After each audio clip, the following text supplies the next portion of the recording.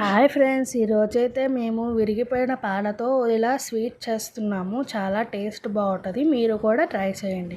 కొంచెం విరిగిపోయిన పాలలో కొంచెం నిమ్మకాయ రసం వేస్తే మొత్తం విరిగిపోతుంది. ఆ తర్వాత ఒక వాటర్ పోస్తే కనుక మొత్తం విరిగిపోయేవి చక్కగా ఉంటుంది. తర్వాత వడగొట్టుకోవాలండి. మొత్తం వడగొట్టేసుకున్న తర్వాత మనం తాగే నీరుతో కడుక్కోవాలండి. అప్పుడు దానిలో ఉన్న నిమ్మకాయ రసం వాసన అనేది పోతుంది, పులుపు పోతుంది అనమాట.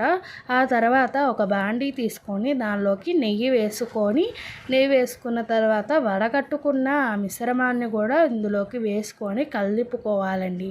లీటర్ పాలకి 100 గ్రాముల పంచదార వేసుకున్నాము మేమైతే. మీరైతే స్వీట్ ఎక్కువ తింటారనుకుంటే ఇంకొంచెం వేసుకోవచ్చు. మొత్తాన్ని కలర్ చేంజ్ అయ్యేంత వరకు కలిపుకొని ఆ తర్వాత ఇలాచీ పౌడర్ కొంచెం వేసుకోవాలండి.